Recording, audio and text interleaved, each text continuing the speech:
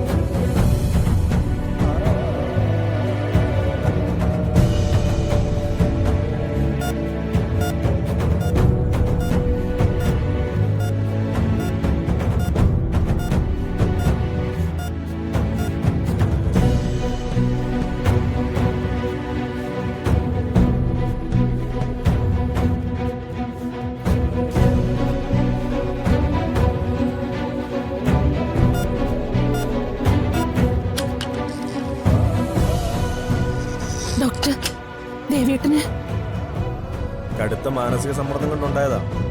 ആ ഷോക്ക് എത്ര നേരം തുടരുമെന്നറിയില്ല. ഇപ്പോഴത്തെ കണ്ടീഷൻ അല്പം സീരിയസാ.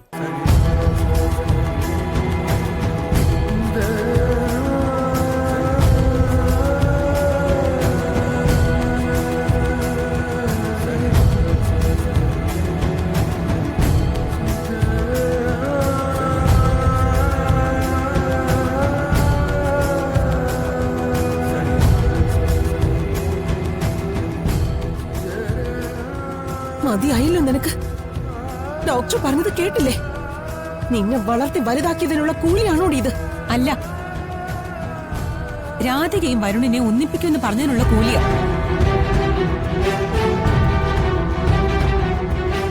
എന്റെ ജീവിതത്തിൽ എന്നെ തോൽപ്പിക്കാൻ ശ്രമിച്ചവരൊക്കെ വീണു പോയിട്ടുണ്ട്.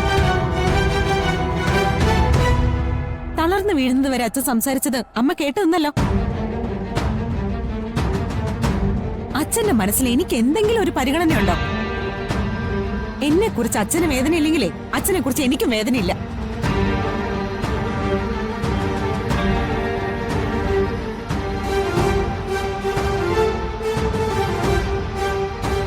അമ്മേ, ഇവള് പറഞ്ഞത് കേട്ടില്ലേ? മറ്റുള്ളവരെ ബോധിപ്പിക്കാൻ വേണ്ടി ഇവിടെ നിക്കണ്ടെന്ന് പറഞ്ഞേക്ക്. ദേവേട്ടനോട് സത്യസന്ധമായി ഇഷ്ടമുള്ളവര് മാത്രം ഇവിടെ നിന്നാ മതി. അവളോട് വീട്ടിൽ പൊയ്ക്കോളാൻ പറ. ഞാനെങ്ങനെയാ അവളോട് പറയുക? ഇത്രയും കാലം അമ്മ പറഞ്ഞതൊക്കെ അവള് ചെയ്തില്ലേ? അതുപോലെ അങ്ങ് പറയാനാ പറഞ്ഞത്.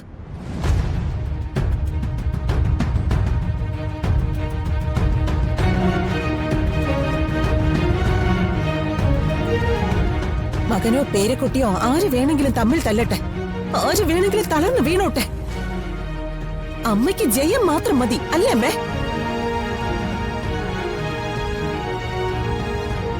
കണ്ണു തുറക്കുന്ന മനുഷ്യനോട് ഇത്തിരി കഴിവ് കാണിക്കണം, കേട്ടോ അമ്മേ?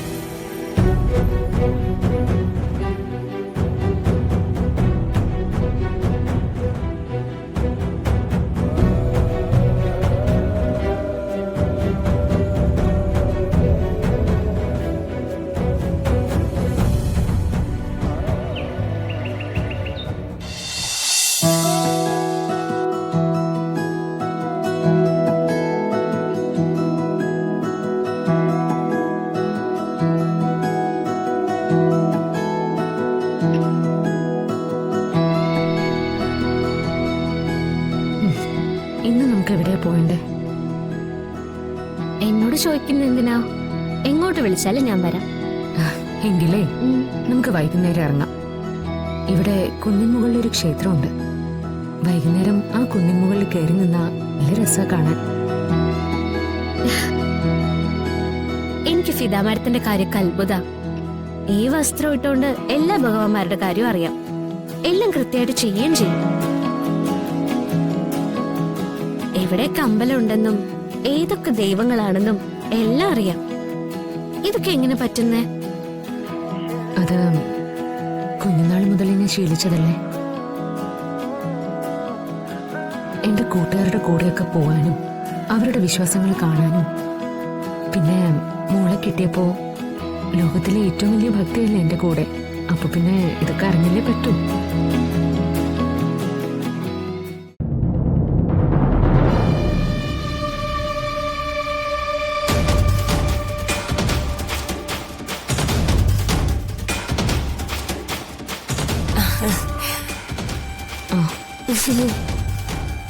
എന്താ ജയന്തി വൈകിയത്? ഓ, ഒന്നും പറയണ്ട മാഡം. ഞാനേ നമ്മുടെ കുന്നുമല ക്ഷേത്രമില്ലേ, അവിടെ ഒന്ന് പോയിട്ട് വരുവാ. അയ്യോ, ഞങ്ങളിപ്പോ ആ ക്ഷേത്രത്തെ കുറിച്ച് പറയായിരുന്നു. ജയന്തി പറഞ്ഞിരുന്നെങ്കിൽ നമുക്ക് മോളെയും കൂട്ടി പോവായിരുന്നല്ലോ. ഞാൻ രാധിക മോളുടെ പേരില് ഒരു പാൽപ്പായസം നേർന്നിരുന്നു. രാവിലെ അത് വാങ്ങാൻ പോയതായിരുന്നു. വാങ്ങി വരുന്ന വഴിയാ. ഓ, അത് ശരി. എന്നിട്ട് ജയന്തി എന്താ അത് പറയാതിരുന്നേ? അയ്യോ മാഡം, വഴിപാട് നടത്തുന്നൊന്നും ആരോടും പറയാൻ പാടില്ല. അല്ലേ രാധിക മോളെ? രാധിക മോൾക്ക് എന്തോ ആപത്തുണ്ടെന്ന് മാഡം പറഞ്ഞില്ലേ, അപ്പൊ ഞാൻ നേർന്നതാ. നന്നായി ജയന്തി, എനിക്ക് സന്തോഷമായി. നിങ്ങളൊക്കെ എന്റെ മോളെ ഇത്രയും സ്നേഹിക്കുകയും പരിഗണിക്കുകയും ഒക്കെ ചെയ്യുന്നുണ്ടല്ലോ. രാധിക മോളുടെ കാര്യത്തില് ഞാൻ പ്രത്യേകം ശ്രദ്ധിച്ചോളാം മാഡം. അത് ഞാൻ മുമ്പ് പറഞ്ഞതല്ലേ. അതെ, ഞാൻ രണ്ടുപേർക്കും പായസം എടുക്കട്ടെ മാഡം? എടുത്തോ. പ്രസാദം എത്രയും പെട്ടെന്ന് കഴിക്കട്ടെ. എടുത്തിട്ട് വാ. ആയിക്കോട്ടെ.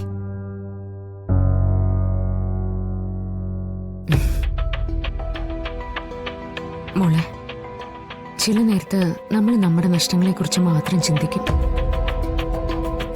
പക്ഷേ നമ്മുടെ മനസ്സ് നല്ലതാണെങ്കിൽ, നമ്മുടെ പ്രാർത്ഥന സത്യമാണെങ്കിൽ, നമ്മൾ അറിയാതെ നഷ്ടപ്പെട്ടവരെക്കാൾ കൂടുതൽ ആളുകൾ നമുക്ക് ചുറ്റും വന്നു ചേർന്നുകൊണ്ടിരിക്കും. അതിന്റെ തെളിവാ രാമചന്ദ്രന്റെയും ജയന്തിയുടെയും ഒക്കെ സ്നേഹം. എനിക്ക് മനസ്സിലാവുന്നുണ്ട്. ദുരിതങ്ങൾ ഒരുപാട് തരുമ്പോഴും ദൈവങ്ങളിടയ്ക്ക് എന്നെ അനുഗ്രഹിക്കാറുണ്ട്.